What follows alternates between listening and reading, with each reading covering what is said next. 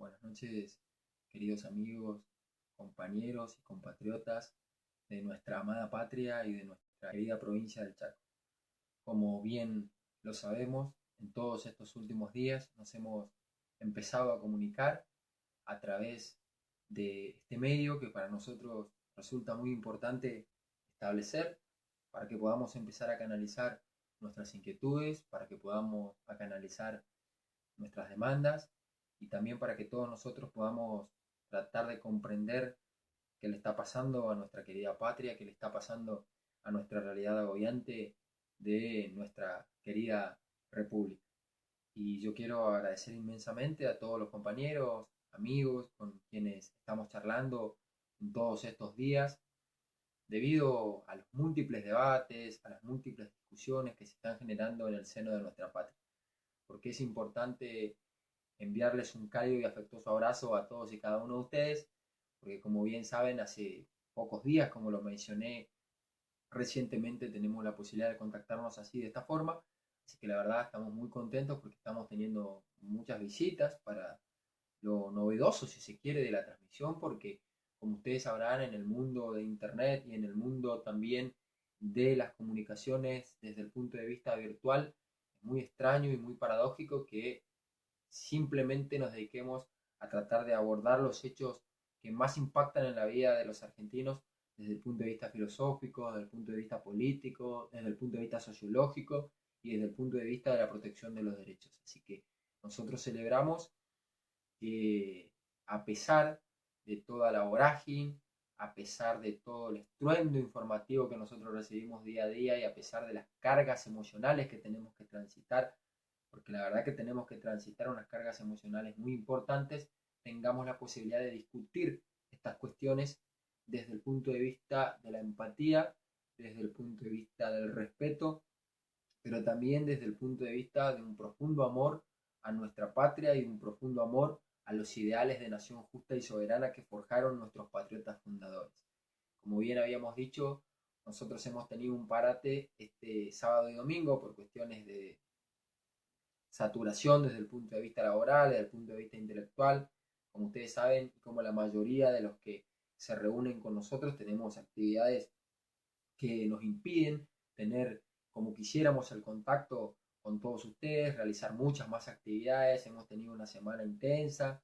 Nosotros acá en Presidencia Roque Saspeña hemos tenido el enorme privilegio, el enorme orgullo, la inmensa satisfacción de participar en el acto de lanzamiento de nuestro Frente Chaco Merece Más en el Estadio Morava, en donde hemos visto un clima extremadamente popular, donde hemos visto un clima extremadamente festivo, donde hemos podido presenciar la esperanza que sigue teniendo la ciudadanía chaqueña con este Frente Popular y Democrático que inició su camino el, en el año 2007 con el triunfo del compañero Jorge Milton Capitanich. Así que yo lo que quiero destacar es eso, que a pesar de que con varios compañeros que me acompañan hace muchos años ya y que forman parte de nuestro círculo político, de nuestro círculo de amistades, hemos estado cursando la licenciatura y esto la verdad que va a sonar un poco a huida desde el punto de vista de lo académico, pero cursamos la licenciatura desde las 8 de la mañana todos los sábados prácticamente, pues ya estamos iniciando el segundo año, o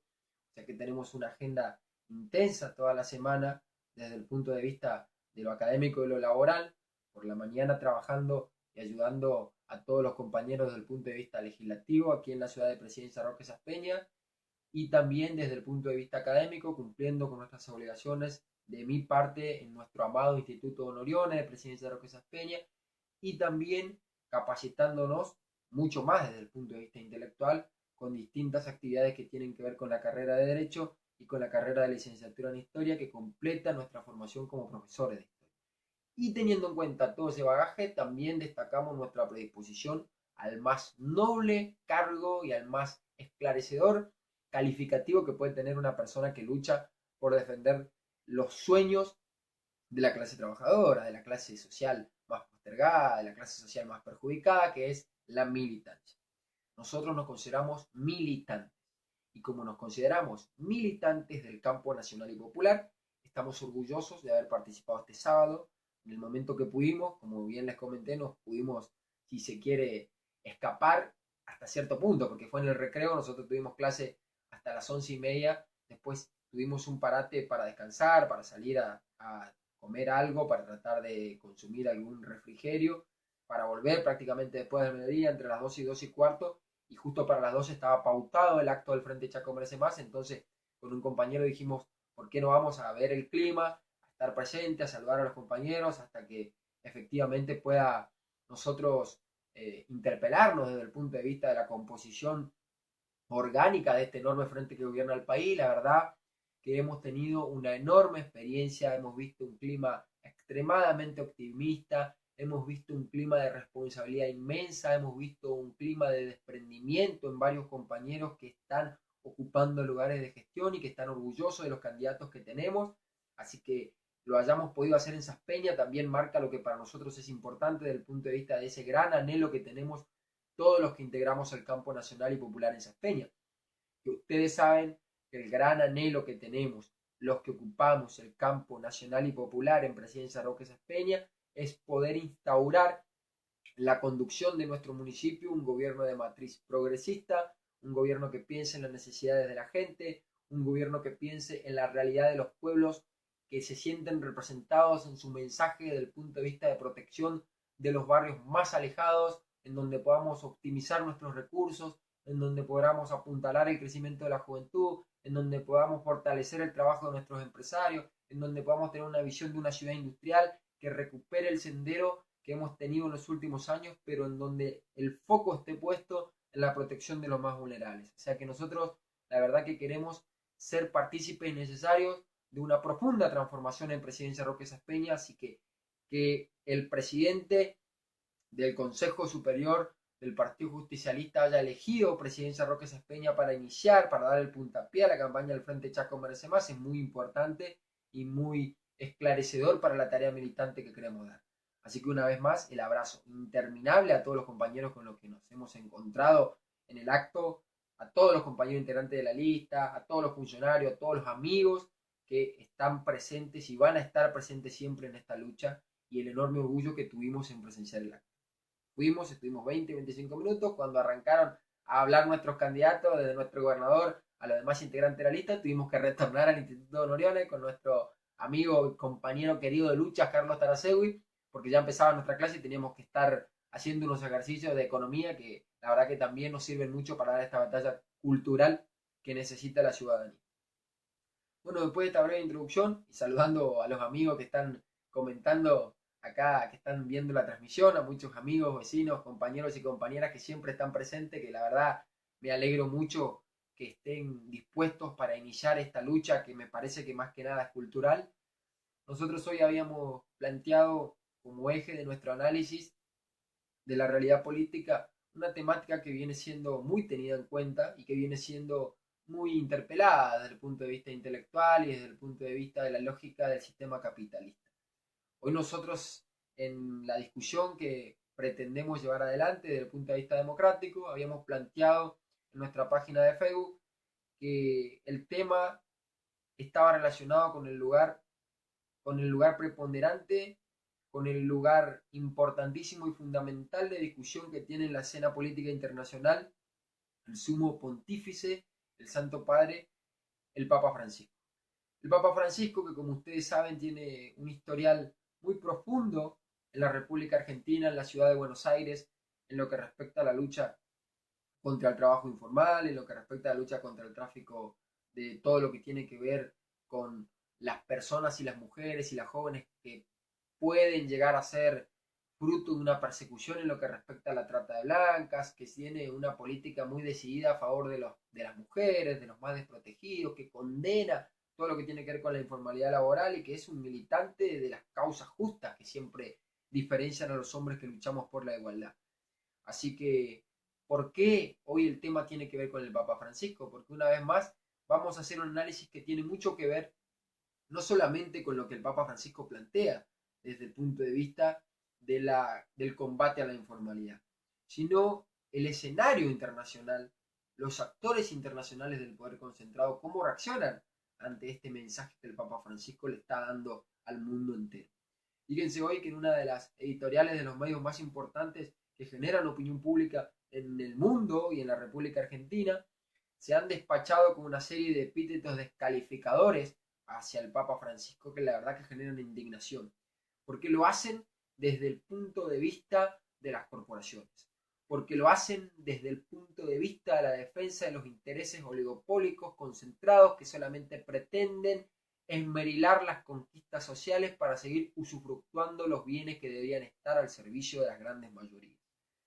¿Qué es lo que nosotros tenemos que dejar en claro hoy? En una editorial muy importante de un medio muy importante de Buenos Aires que tiene una trascendencia nacional, se dejó por sentado que el Papa Francisco vendría a ser algo así como el presidente, escuchen bien, el Papa Francisco vendría a ser como el presidente de una sociedad anónima en donde hay varios socios que colaboran con el fortalecimiento de esta sociedad anónima, que tiene varias sucursales en distintas partes del mundo que son sostenidas por el Estado y que son sostenidas por las contribuciones que hacen estos estados, muchas veces sin necesidad de hacerlo desde la óptica de este nefasto mercenario al servicio del poder que escribió hoy en esta editorial, la editorial en cuestión y el medio en cuestión es Infobae, diciendo que justamente este poder concentrado, este poder económico que dirige el Papa Francisco tiene diversas sucursales en diversos países que responden a la lógica del gran empresario que vendría a ser el Papa Francisco y que justamente tiene una historia de tantos años que se condice con lo que hoy sería un trading topping. El trading topping que hoy rompe las redes sociales, que rompe todo lo que tiene que ver con la realidad virtual, dice este autor de pocas luces, pero seguramente muy bien valorado desde el punto de vista material en esta editorial perniciosa, tiene que ver con que muchas personas que en determinadas ocasiones tratan de colaborar con la Iglesia Católica, en realidad colaboran con una empresa multinacional, según él, que tiene gran poder porque lo ubica el Papa Francisco como el gran presidente de una empresa multinacional. Fíjense ustedes, desde el lugar en el que escribe, dice esto del Santo Padre. Dice que el trading topping que utiliza la Iglesia Católica ya viene incorporándose en el acervo cultural de la ciudadanía desde mucho antes que las redes sociales hoy tengan el impacto que tienen. El trading topping es el amén, la palabra de la Biblia. Fíjense ustedes lo que dicen. Si necesitamos buscar el relato que consagró a esta institución eclesiástica estancada en el recuerdo, sigue diciendo la editorial y búsquenla, en Infobae está y habla sobre el Papa Francisco, trata de condenar la labor social del Papa Francisco y entonces eso es lo que nos llevó a nosotros a tratar de descifrar por qué tanto ataque, por qué tanto ensañamiento, por qué tanta crítica, por qué tanta lucha hacia una persona que en realidad está tratando de ser una voz preclara en todo lo que es la desigualdad hoy en el mundo, ¿no?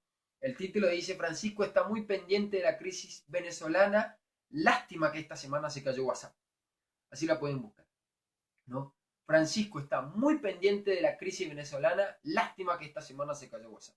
Y todo lo que yo les definí anteriormente no solamente está previsto desde ese punto de vista, también critica los sagrados fundamentos de la cristiandad, porque dice que este gran negocio que arrancó con el capitalismo en la Iglesia Católica tuvo su origen en Jerusalén. Fíjense ustedes lo que dice. Pero mudó su centro a Roma. Fíjense, en Jerusalén, la ciudad donde nuestro Señor Jesucristo entregó su vida para redimir a la humanidad y que cambió, que generó un antes y un después en la historia de la humanidad, es utilizada también por este siniestro personaje para decir que en definitiva lo que se está haciendo es un retroceso absoluto en lo que tiene que ver con el trabajo, según él, en lo que tiene que ver con la formalidad del mercado, según él, en lo que tiene que ver con las reglas claras del mercado capitalista, según él. Y uno entonces empieza a preguntar, ¿por qué tanto odio? ¿Por qué tanto ensañamiento? ¿Y por qué tanta crítica despiadada? La crítica también intenta horadar el nombre de nuestro Señor Jesucristo, porque dice que así como Jesús, fíjense ustedes, también se equivocó. Y traten de analizar el escrito, porque la verdad que esta es la batalla que se está dando, ¿no? Los sectores concentrados del poder ni siquiera tratan de detenerse ante la cabeza de la iglesia, ante un referente universal como debiera ser el Santo Padre, con tal de denostar, de demostrar que ellos son los principales beneficiarios del sistema capitalista y que a través de ese beneficio que ellos tienen como detentadores del poder, la humanidad se va a terminar beneficiando. Un cuento neoliberal clásico que ya viene hace siglos y que solamente ha sumido a la humanidad en mayor y profunda miseria. Entonces dice que Jesucristo también se equivocaba, fíjense ustedes la soberbia de este personaje, así como el Papa Francisco se equivoca en recibir a personajes como Guillermo Moreno, en sonreír con una mujer agresiva, la define, que se escuda en el pañuelo blanco, y en permitirse dar abrazos peronistas, fíjense lo que dice, se permite dar abrazos peronistas, como si fuera algo prohibido, ¿no? Pecaminoso. Se permite dar abrazos peronistas, así como Jesús también se permitía rodearse de cobradores de impuestos, rodearse de pecadores y rodearse de gente que muchas veces recibiría todo lo que tiene que ver con la crítica del statu quo, la crítica de los moralistas, la crítica de los que dicen que justamente la civilización occidental y cristiana se compone de reglas básicas que no hay que dejar de respetar bajo ningún caso, pero cuando el máximo jefe de la Iglesia Católica le dice que el capitalismo lo que hace es destruir al hombre y poner al capital y al dinero en el centro de la escena, cuando lo que deberíamos hacer es volver al hombre para que el hombre en su humanismo abandone esa alienación a la que la convierte, a la que es sometida por el mercado financiero, que todo avanza en el desprecio por el ser humano, que destruye las relaciones personales. Como muchas veces el Papa Francisco está en contra de esa dinámica perversa del mercado, es justo destacarlo como una persona perniciosa que está llevando a la cristiandad al más absoluto precipicio. Y entonces ahí uno empieza a comprender por qué justamente nosotros creemos que el capitalismo tiene reglas básicas, el capitalismo descarnado, el capitalismo feroz, el capitalismo cruel, que ni siquiera contribuye a aquello que Keynes, aquello que Adam Smith habían planteado en sus grandes obras, que era un consumo que pueda darle felicidad al pueblo de manera universal. Adam Smith ya hablaba de que uno de los máximos anhelos del ser humano era la felicidad, el vivir bien. ¿Y cómo el vivir bien se va a lograr? Tratando de que la riqueza sea repartida de manera equitativa a un mercado en donde pueda haber el suficiente intercambio, en donde la pobreza sea el principal enemigo a combatir. El capitalismo nace con eso. Y nosotros creemos fervientemente que ese es el capitalismo que nosotros debemos apuntalar. Un capitalismo que estimule el consumo, un capitalismo que estimule la producción, un capitalismo que defienda a los trabajadores, pero que al mismo tiempo demuestre que los estados nacionales están para defenderse, que los pueblos desde el punto de vista de sus tradiciones y de su cultura están para hacerse respetar y no dejarse avasallar por ningún tipo de intromisión de las potencias extranjeras que saquearon nuestras riquezas, que saquearon nuestra cultura, que exterminaron a los pueblos originarios y que quieren seguir hoy en día tratando de canjear deuda por recursos naturales, como lo demuestran los principales entregadores de la patria que están manejando el destino de nuestra amada nación. Así que el debate que el Papa Francisco pretende instalar es criticado ferozmente por todos estos voceros del poder. Voceros del poder que no soportan que el Papa Francisco diga que somos todos pecadores y que los medios de comunicación también pueden caer en este mal, que pueden caer en 4 grandes calamidades, si se quiere, como son la calumnia, la desinformación, la difamación y la coprofilia. Fíjense ustedes, 4 conceptos interesantes, ¿no? Pueden ser tentados de calumnia, dicen los medios de comunicación. Como un medio de comunicación, y esto me parece importante, queridos amigos que están siguiendo la transmisión, que lo ejercitemos aquí, en nuestra ciudad, en Presidencia Roque Saspeña. El Papa Francisco nos está diciendo en un mensaje reciente que los medios de comunicación están cayendo en 4 grandes males: la calumnia, la desinformación, la coprofilia y la difamación.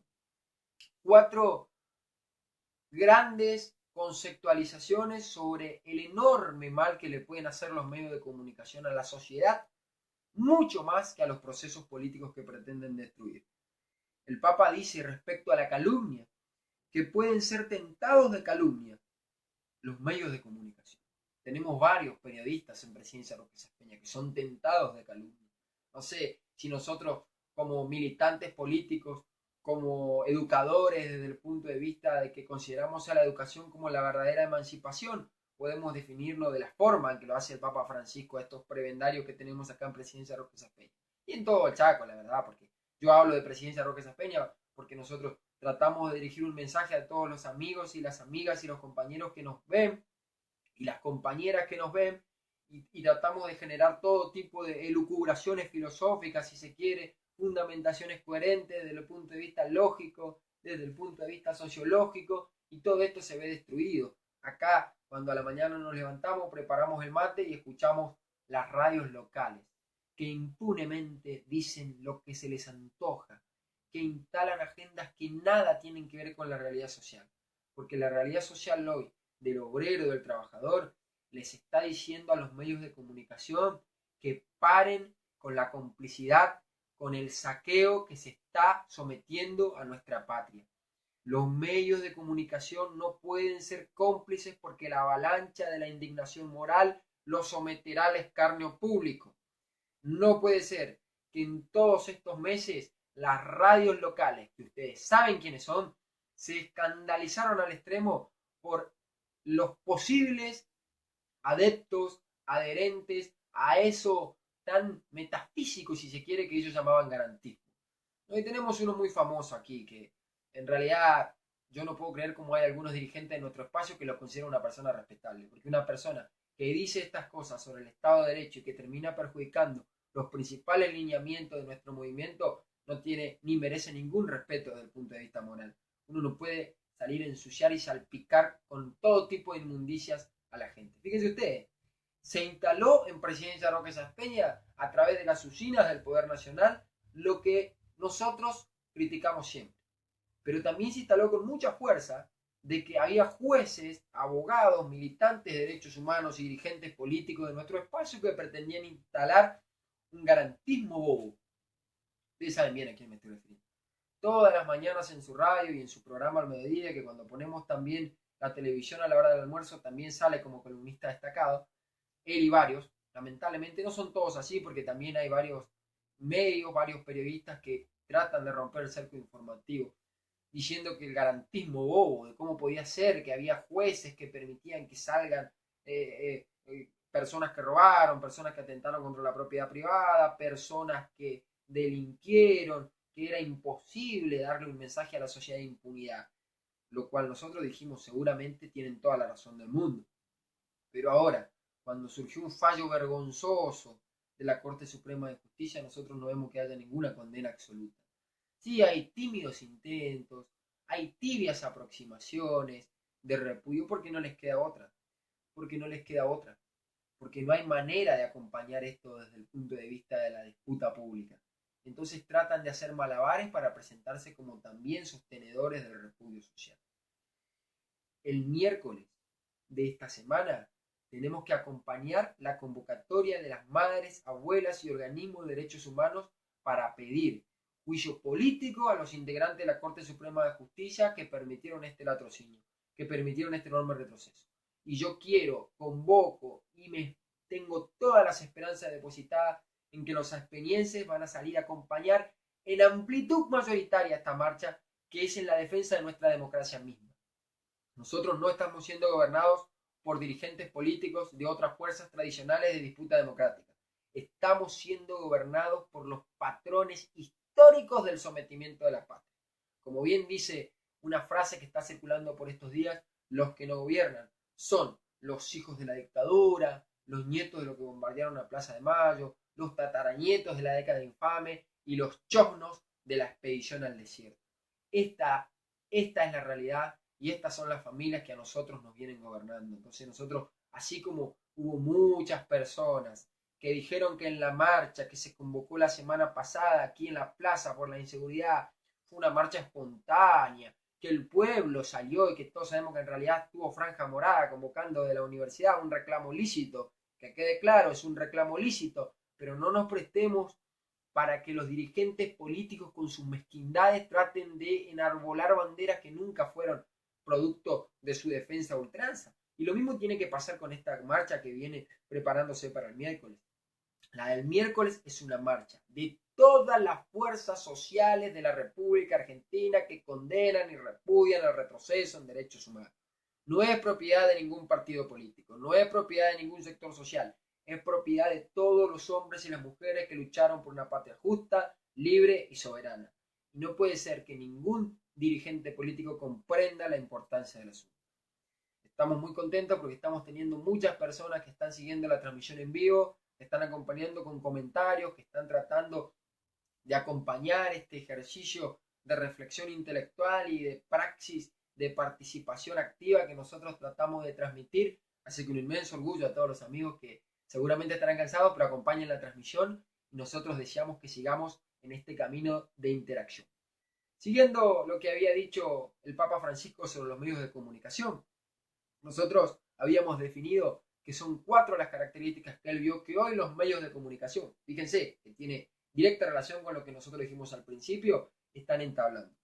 Él dijo que pueden ser tentados de calumnia, porque fundamentalmente en el mundo de la política, lo dice el Papa Francisco, ¿no?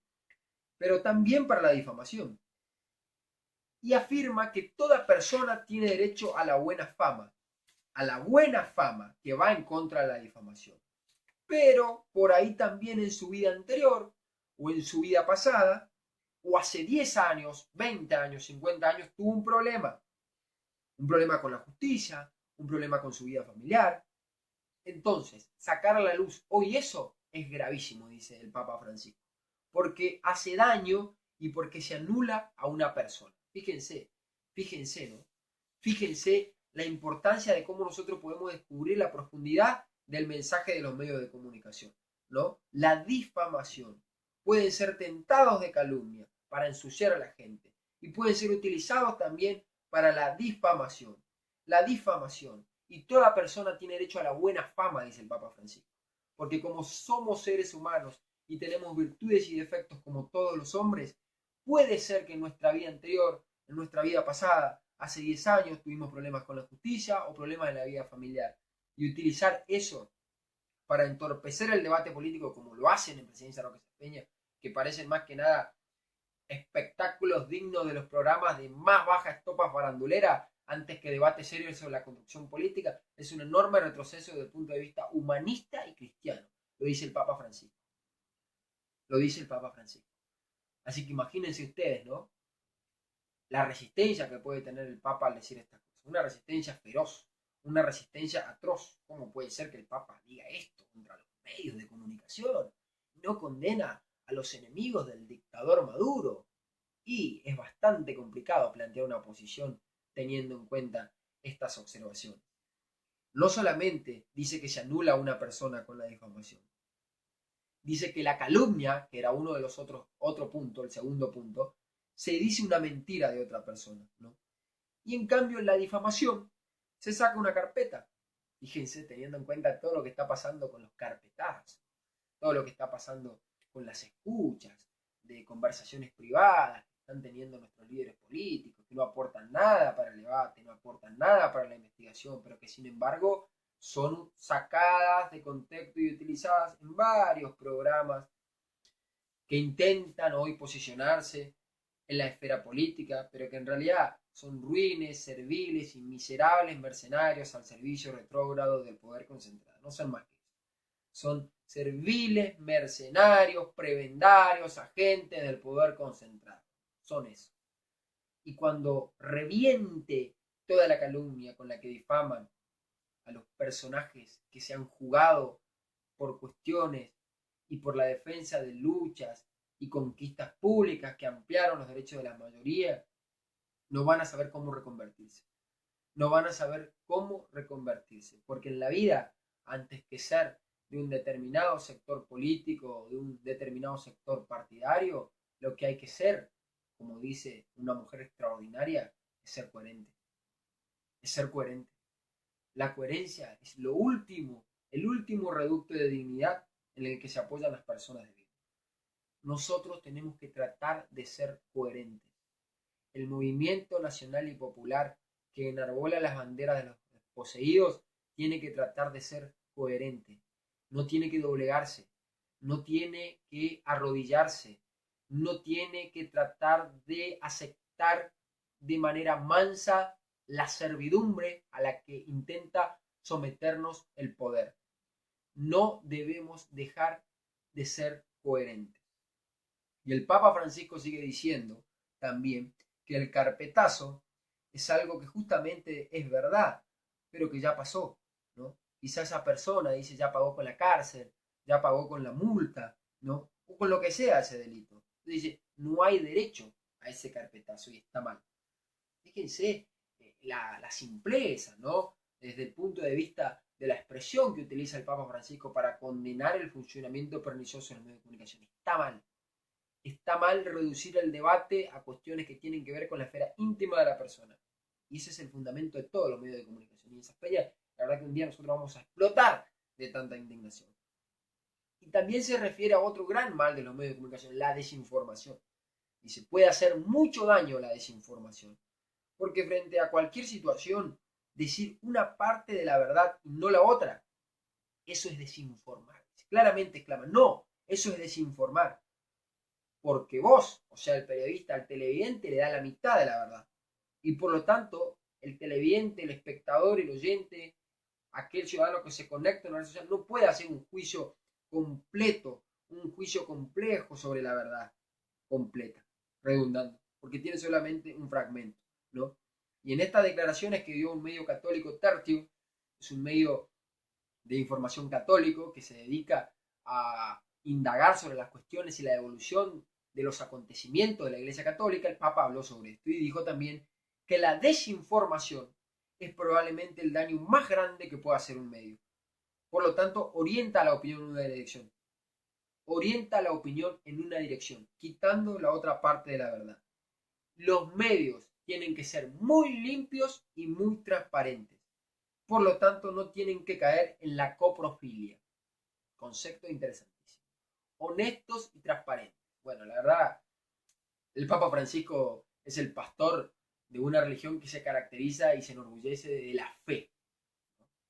Tienen que ser honestos y transparentes. Que nosotros esperemos eso acá, de los medios de comunicación locales, que lo único que hacen es denigrar a los candidatos políticos que se plantean propuestas serias para cobrar una pauta publicitaria, cuando a duras penas saben expresarse, pedirle que ellos sean honestos y transparentes. Y si la verdad que hay que hacer un ejercicio muy importante de fe desde el punto de vista abstracto y desde el punto de vista metafísico, porque la verdad es como pedirle peras al horno. Pero esta es la realidad con la que nos encontramos, queridos amigos y queridas amigas, y queridos compañeros y compañeras. Esta es la realidad. ¿Qué viene a ser la coprofilia? Buscar siempre comunicar el escándalo. Comunicar las cosas feas, aunque sea verdad. Y como la gente tiene la tendencia a la coprofagia, se puede hacer mucho daño. Todas las cosas feas. Tenemos que transmitir todo lo negativo, tenemos que transmitir las discusiones que uno puede tener en su familia, tenemos que tratar de meternos en la intimidad de la gente para ver si en algún momento insulta, para ver si en algún momento trata de perder la compostura, y porque también hace una autocrítica sobre la sociedad. La sociedad tiene la tendencia a la coprofagia. Se puede hacer mucho daño con esto. Se puede hacer mucho daño con esto. Es una cuestión que tiene que ver con que qué piensa el sumo pontífice sobre todo lo que tiene que ver con el reto hacia el avance, hacia el destino que puede tener una sociedad humanizada, una sociedad globalizada, donde el hombre sea el centro de la escena y no justamente el capital, el dinero, el sistema de esclavitud al que somos sometidos todos los días por esta nueva tendencia que tiene el neoliberalismo, que de neo no tiene nada, es más descarnado desde el punto de vista de la aplicación de las tendencias oligárquicas a la hora de tratar de impactar profundamente en todas las conquistas sociales. Nosotros tratamos de ver por qué el Papa Francisco está en el centro de la escena. Y también vamos a tratar de aportar una mirada esclarecedora respecto de cuál fue el lugar que ocupaba el Papa Francisco antes y por qué el Papa Francisco ahora, cuando era un santo para algunos, pasa a ser ahora un demonio. En los dos campos lo vamos a ver, ¿no? Muchos periodistas también del campo nacional y popular salieron a decir, creo que son del campo nacional y popular, la verdad, salieron a decir de que el Papa Francisco tuvo una actitud complaciente, si se quiere, en la dictadura militar, tímida. ¿Por qué, al ser una actitud tímida, tendría que ser considerado como un entregador? O sea, hay muchas noticias falsas que circulan que dicen que tuvo mucho que ver con la entrega de los sacerdotes jesuitas, que no le interesó más que ser superior provincial de la orden. Y la verdad que eso es una acusación que da para el análisis, que da también para el debate, que da para todo lo que tiene que ver con la discusión abierta, sincera, la discusión franca, la discusión sin manipulaciones, la discusión sin ningún tipo de prejuicios a la hora de entablar qué es lo que en realidad a nosotros nos permite poder pensarlo desde el punto de vista de la condena social, ¿no? Hay una serie en Netflix que se las recomiendo para seguir andando en esto, que se llama Llámame Francisco. Son 4 capítulos y muchos dicen que es la biografía autorizada del sumo pontífice, porque él logró generar el consentimiento para que se produzca y para que se publique y para que se pueda transmitir esta serie, ¿no? Hay unas palabras que fueron pronunciadas por el padre Jorge Galli, ¿no? Que había sido un activo militante de Montoneros, de la resistencia peronista, hasta el año 1974 en que rompió con la organización Montonero. El padre Jorge Gali decía, después de sobrevivir a esa tragedia, y ahora los que estamos vivos y aquí enteros, después de habernos muertos de miedo, muertos de vergüenza por no estar muertos, mientras otros morían de verdad. ¿Qué implica esta frase? Esta frase implica la tensión, la desesperanza, la angustia que tiene todos los sobrevivientes de la masacre, los sobrevivientes de la dictadura militar, que tuvieron una militancia política cercana o que estuvieron cerca de la tragedia. Y todos los que sobrevivieron esa etapa de tanta resonancia en todo lo que está pasando en la actualidad, tiene mucho que ver con eso. Tiene mucho que ver con esa lucha que venimos transmitiendo, ¿no? Y pasamos del algo habrán hecho de la mentalidad y la tilinguería de la derecha represora, al decir algo habrán hecho, por eso habrán desaparecido, ¿no? Algo habrá hecho para seguir con vida. Algo habrá hecho para seguir con vida. ¿Cómo puede ser que este personaje que ahora se postula campeón de los derechos humanos está vivo? Y no tiró un tiro nunca, tuvo miedo. El miedo es una sensación, una emoción que es lícito experimentarla para los seres humanos. El miedo no debe avergonzarnos. Lo que nos debe avergonzar es la claudicación de nuestras banderas principales. Así que analizar la problemática que se vivió en esos 70 y por qué hoy Francisco asume el rol que tiene que asumir, ¿no? Jaime Drí, que estuvo en la ESMA y que es un teólogo y que es muy crítico también con la conducción de la jerarquía eclesiástica, se pudo fugar de la ESMA y fue tratado de traidor por sus propios compañeros de la organización. Entonces, todavía hay quienes me tratan de traidor por haberme fugado, dice. Fíjense ustedes, ¿no? La reflexión que tenemos que tratar de hacer. La reflexión que nosotros tenemos que tratar de llevar a cabo. Hay testimonio de compañeras que tuvieron que ofrecer su máximo tesoro, que es su cuerpo, entregarse como esclavas sexuales para sobrevivir en Campo de Mayo y en los centros clandestinos de detención. Esta es la condición humana expuesta a su máxima fragilidad y fueron denunciadas por traidores, por esos mismos que hoy sabemos que están viviendo en España tranquilamente, ¿no? Y que no hacen ningún tipo de autocrítica, pero que no son equiparables a lo que en realidad fueron los verdaderos subversivos. Los verdaderos subversivos son los dictadores que en el año 1976 subvirtieron el orden democrático interrumpiéndolo con el golpe constitucional. Y hasta las encíclicas papales decían que era lícito iniciar un movimiento reivindicatorio contra la anulación de las libertades propiciadas por la interrupción del Estado de Derecho.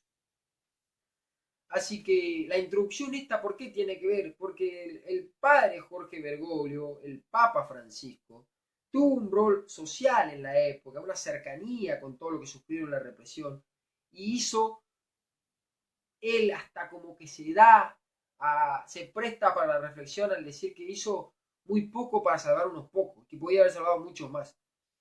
Pertenece a este colectivo social de los sobrevivientes con culpa, ¿no? Un poco él se siente parte de eso, ¿no? Y esta biografía que se ve en Netflix, como ya les dije, Llámame Francisco, que son 4 capítulos que yo se la recomiendo, es como una explicación que nadie se la pidió, pero que él la quiere dar.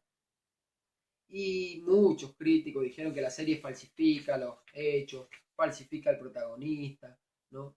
El padre Jorge Bergoglio ingresa al seminario de Villa Devoto en 1958, no solamente estuvo ahí su primer año, ¿no? Ahí surgió lo mejor de la iglesia progresista, muchos de los sacerdotes que allí se iniciaron después fueron grandes revolucionarios, de allí salió un grupo de seminaristas que fundaron la FAP, la Fuerza Armada Peronista, así que seguramente el Papa en su época de juventud se cruzó con estos sacerdotes en los pasillos, pero él no se integró al movimiento de sacerdotes por el tercer mundo, se integró al movimiento de los jesuitas, ¿no? Que nunca predicaron la violencia bajo ningún punto de vista. La película El Jesuita también es una aproximación cercana a lo que es la vida entregada a una causa y la predicación de la no violencia. Entonces, en los 70 el Papa Bergoglio fue una persona que simpatizó con el peronismo por su formación, ¿no? Y la verdad, cuando se preguntan si el Papa Francisco Bergoglio en su juventud tuvo miedo, sí, puede ser que sí. Todos en nuestra medida tuvimos miedo.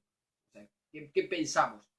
Como se reflejó en estos últimos medios periodísticos, que la inmensa cantidad de los compañeros que fueron desaparecidos no tuvieron miedo. Por supuesto que tuvieron miedo, ¿no? Hay que tratar de interpretar lo que pasó en la mente de los compañeros y compañeras cuando a partir del 24 de marzo se inició una verdadera cacería, ¿no? Fue una cacería. Independientemente de ese carácter dubitativo que se le puede endilgar desde algunos sectores al Papa, al actual Papa Francisco, es certera la frase de todo lo que tiene que ver con lo que está haciendo el Papa Francisco hoy. El general Perón decía, todos aquellos que luchan contra mis enemigos son mis amigos. Todos aquellos que luchan contra mis enemigos son mis amigos.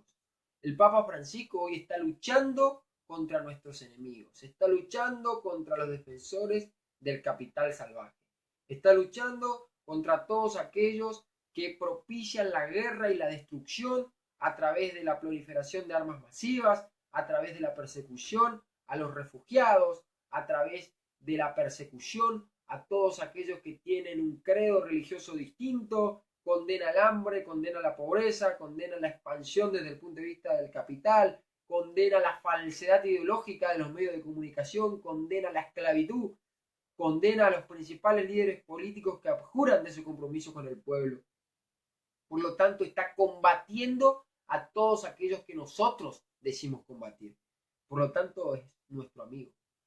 Por lo tanto, el Papa Francisco es nuestro amigo y es nuestro compañero de lucha, es nuestro compañero de ideales, es nuestro compañero de sueños. Tenemos que seguir soportando que tanto como de izquierda, a través de un foquismo iluminista guerrillero, se le endilgue una responsabilidad que seguramente lo superó. Tenemos que seguir soportando que desde la derecha los sectores recalcitrantes y conservadores traten de propinarle críticas despiadadas por su supuesto silencio ante lo que está sufriendo nuestra hermana República de Venezuela, por tratar de acompañar a dirigentes sociales, luchadores de los grandes movimientos populares de nuestros barrios más populosos, solamente porque cumple con su rol de pastor. Nosotros tenemos que alabar desde el punto de vista de lo sagrado del militante esta entrega que no hace más que prepararnos para esa gran lucha que nosotros tenemos que dar a partir de los próximos meses. Así que sigo recomendando que traten de visualizar esta serie, Llámame Francisco, que se da en Netflix, y el punto de inflexión que nosotros tenemos que dar desde este enclave de resistencia a la penetración imperialista y de la globalización desaforada que solo piensa en la maximización de sus riquezas, nosotros postulamos que en un mundo en donde los grandes valores como igualdad, fraternidad y libertad están por el piso, tenemos un gran predicador de la paz. En un mundo en donde 3.500 millones de personas están en la más absoluta pobreza, mientras que hay un grupo que solamente representa el 1%, que concentra los ingresos del 45% de la población mundial, eso significa lisa y llanamente injusticia social internacional. Y la injusticia social internacional debe ser repudiada y condenada desde todos los estamentos sociales. Este es el rol que hoy está teniendo el Papa Francisco. Este es el rol que hoy está teniendo el padre de la Iglesia, que por no haber estado en lugares donde muchos fanáticos de la insurrección armada, que no comprenden el mensaje purificador de la no violencia de Cristo, tratan de abordarlo desde el precipicio del enfrentamiento pueril, no pueden venir a desacreditar el papel fundamental que está teniendo el Papa Francisco hoy en esta contienda de proporciones catastróficas y de consecuencias nefastas que traerá para la humanidad el desenlace de un inminente conflicto nuclear entre Corea del Norte y Estados Unidos. Este es el mensaje que hoy traté de transmitirles, traté de explicarles desde ese punto de vista lo que yo creo que tenemos que tratar de ver ante el ataque que puede recibir cualquiera, no importa si es el Papa Francisco, no importa si es un pastor extremadamente popular, no importa si es un líder político que hoy está sentado en la vereda de enfrente, cuando intente defender la causa de los desposeídos va a recibir todo el repudio del establishment financiero, corporativo y comunicacional del poder concentrado de este orden mundial que lo que quiere es más exclusión, más miseria y más desocupación para que la educación sea sometida hacia el abismo más profundo. Nosotros ayer hemos tenido, nuestros compañeros de partido, una fecha emblemática. Todos los que tenemos el inmenso orgullo de participar en esta gran causa nacional y sudamericana, en este gran conjunto de principios e ideas que ha logrado transmitir al mundo su mensaje de justicia social, de soberanía política y de independencia económica. Hemos tenido el enorme privilegio ayer de conmemorar una vez más el 98 aniversario del natalicio de la compañera Eva Duarte de Perón. Para nosotros, nuestra inmortal Evita. Y no podía yo despedirme, a pesar de que es el día posterior a esta fecha tan memorable, compañeros y compañeras, ahora sí, sin evocar a esta extraordinaria mujer que día a día, con el recuerdo de su figura y con la llama ardiente de su devoción por los más desposeídos, no hace más que iluminar nuestro camino y no hace más que encender la llama revolucionaria y el fuego sagrado por una construcción más justa para todos los descamisados en esta construcción de una Argentina justa, libre y soberana. Evita nacía el 7 de mayo de 1919 en Los Toldos, partido de General Viamonte. Y tuvo una infancia dura, tuvo una infancia muy difícil. Era la menor de 5 hermanos. Supo en primera instancia y en primera mano lo que fue la pobreza. Pero no solamente lo sufrió desde el punto de vista de la exclusión, de la desigualdad que azota a los humildes. Lo sufrió en su doble condición de pobre y de mujer. Porque en la etapa en la que Evita llevó adelante su lucha, ser mujer, como aún hoy, era un karma que era imperdonable desde el punto de vista de la preeminencia y el protagonismo que Evita le quiso dar. Imagínense ustedes, una joven soñadora que llega a la inmensa ciudad de Buenos Aires con grandes ideales de triunfar en lo que para ella era su máximo anhelo, la actuación. Me la imagino a Evita recorriendo varias compañías de teatro, recorriendo varios estudios teatrales, comiendo y durmiendo de manera muy fugaz porque a duras penas llegaba para pagar las pensiones en los primeros meses en los que vivió en Buenos Aires. Pero siempre perseverante, pero siempre luchadora, pero siempre con el coraje necesario para trascender que tenemos todos aquellos que provenimos de lugares humildes. Seguramente muchas veces se habrá desanimado, seguramente muchas veces habrá recibido el prejuicio de los poderosos, pero nada la intimidó, nada la desanimó. Y llegó a encontrarse, luego de muchos tiempos, a través de los contactos que le iba generando la profesión teatral, de golpe con un papel protagónico en lo que era para ese momento la compañía de radioteatro. La compañía de radioteatro que le permitió a ella triunfar como una actriz con un futuro promisorio. Llegó a protagonizar, a participar en películas con Luis Andrini y estaba cumpliendo su sueño máximo era ser actriz. Ella estaba ilusionada y aquí está la comparación magnífica que podemos entablar con nuestras muchachas, con nuestros muchachos, que pueden dedicarse a una causa, pero que también quieren triunfar en ese mundo lejano, en ese mundo distante que nos presenta la metrópoli porteña. Ella soñaba con ser actriz, ella soñaba con estar en las primeras planas de el éxito del cine nacional, del éxito de las obras de teatro nacionales. Y esto la llevó a luchar y a dejar lo máximo de sí. Pero el destino, pero la gran mano misteriosa de la historia nos tenía reservados una gran sorpresa para el destino de nuestro país. Lamentablemente tuvo que suceder una tragedia, pero así como el ave fénix resucita de sus cenizas según la mitología, el gran pueblo argentino tiene la vocación de resucitar de sus escombros y de sus miserias y de sus contratiempos para terminar desembocando en una aurora que tiene mucho para ofrecernos desde el punto de vista de los brillos de una Argentina fuerte, de una Argentina refulgente y de una Argentina potencia, que fue lo que alumbró esa Argentina, de Juan Perón y de Eva Perón.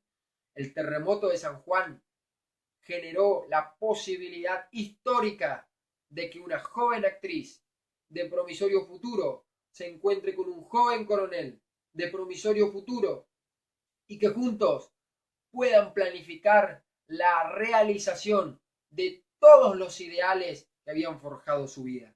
Y ese fue el encuentro maravilloso que ella trata de reseñar en su obra Mi mensaje y en La razón de mi vida. En La razón de mi vida, ella dice que el día más maravilloso fue cuando conoció al general Perón. Y el general Perón significa para Evita y para los desposeídos, para los descamisados, para los peronistas verdaderos, como todos los que acompañamos la doctrina del general, la lucha por los desposeídos, la lucha por los soñadores, la lucha por los humildes, la lucha por los jóvenes, la lucha por las mujeres, la lucha por los pueblos originarios, la lucha por todos aquellos sectores que se sienten desprotegidos ante el avance inminente del capital. Evita nos dejó un legado impresionante desde el punto de vista de la ampliación de los derechos en el rol social que tiene que tener el Estado. Evita creó escuelas, Evita creó hospitales, Evita creó ciudades de contención para los estudiantes y para los niños. Evita creó la Fundación Eva Perón que llegó a todos los rincones del país. Evita con el tren sanitario llegaba a todas aquellas personas humildes, abuelos, abuelas, madres y padres que no tenían para comprar sus medicamentos y se morían de hambre porque el capital y la oligarquía los dejaban en la más absoluta miseria, y les enseñó a todos que a través del ejemplo, que a través de la acción, que a través del compromiso se puede cambiar los destinos de la patria. Pero Evita no utilizaba el concepto de subsidio, Evita no utilizaba el concepto de la dádiva, Evita utilizaba el concepto de la dignidad, Evita utilizaba el concepto de la dignidad de los trabajadores. Es por eso que quemó febrilmente sus días en la Fundación Eva Perón. Es por eso que negoció incansablemente los derechos de los trabajadores. Es por eso que luchó incansablemente para que los sindicatos se fortalezcan. Es por eso que logró que la mujer argentina, que no era contemplada ni siquiera para ejercer sus derechos cívicos, pueda, después de tantos años de proscripción y exclusión de la vida democrática argentina, ejercer el derecho al voto y poder elegir al presidente que les dio la posibilidad de ser protagonistas activas de la vida política. Las mujeres, el gran colectivo femenino, acompañaron al general Perón en su segunda presidencia votando de manera masiva. Y ese concepto de unidad nacional, ese concepto de movimiento extraordinariamente convocante y movilizador que el peronismo logró legarle al pueblo argentino, tiene que comprometernos ahora a volver a convocar, a recuperar los sueños perdidos de Evita para seguir fortaleciendo la idea de que somos la inmensa mayoría de las fuerzas de la nación y de la patria para frenar este ajuste salvaje al que nos está sometiendo esta tríada de perversos agentes serviles del capital concentrado. Evita, cuando estaba en lo más grande de su vida y cuando tenía una misión inmensa para desarrollar, termina enferma de cáncer. A los 33 años, después de luchar incansablemente por ampliar los derechos de las enormes mayorías postergadas, el destino le tenía reservada una página negra de muerte y de exclusión de la escena política. Pero a pesar de estar absolutamente fuera de todo lo que tenía que ver con la lucidez y la vitalidad que tienen las personas que no sufren ningún tipo de dolencia, Evita estuvo en la Asunción el 4 de junio de 1952 con el general Perón prácticamente agonizando para darle al pueblo argentino la constancia, la entereza y la superación de que una causa enarbolada desde el punto de vista de la justicia social y la soberanía política nunca debe doblegarse. Evita nos acompañó hasta el final. Evita nos guió hasta el final. Evita dijo que para un pueblo peronista no puede haber mayor traición que los dirigentes que dentro de nuestro movimiento pretendan horadar las bases doctrinarias de nuestra filosofía para entregarse serviles al capital extranjero. Pero también nos convocó a defender nuestros derechos. También nos convocó a no permitir que ningún entreguista, que ningún traidor a los designios de la patria que fundaron Belgrano y San Martín pretendan someternos al nuevo estatuto legal del coloniaje, y prometió que junto a los obreros, que junto a los descamisados, que junto a las mujeres, que junto a la juventud, el día que traicionen al general Perón no iba a quedar ningún ladrillo que no sea peronista. Entonces nosotros no podemos permitir que sigan traicionando al pueblo trabajador. Nos tiene que indignar en lo más profundo de nuestro ser este enorme retroceso. Como bien dijeron nuestros candidatos y nuestro gobernador Domingo Pepo, estamos totalmente en contra del retroceso que significa el 2x1 a los genocidas. Evita, que se enfermaba por una causa, que moría llena de amor hacia su pueblo y hacia su general, recibió de parte de la oligarquía, de parte de los enemigos de la patria, un mensaje profundamente nefasto. Cuando nuestra compañera, líder abanderada de los humildes, agonizaba porque no tenía más tiempo y le pedía a Dios que le diera más años de vida para pelear por sus descamisados y sus cabecitas negras, la oligarquía porteña puso viva el cáncer. La oligarquía porteña se alegraba porque sabía que la única mujer digna que los enfrentó y que les dijo en la cara y que nunca tuvo ni siquiera temor de enfrentarlos, y a pesar de que los enfrentaba, era una mujer digna y era una mujer hermosa y era una mujer que no perdía su condición femenina para enfrentar a los poderosos. Este es el mensaje que pretendemos dejarle. Nosotros necesitamos fortalecernos. Nosotros necesitamos propiciar una unidad que termine de enfrentar desde el punto de vista democrático a estos grandes y rapaces mercenarios que nos gobiernan. Compañera Evita, querida abanderada de los humildes, tus descamisados te dicen, junto a todo el pueblo argentino y todo el pueblo chaqueño, que no importa que hayas dejado en el camino jirones de tu vida, porque los jóvenes sabremos recoger tu nombre y llevarlo como bandera enorme a la victoria. Muchas gracias amigos y amigas y hasta la victoria.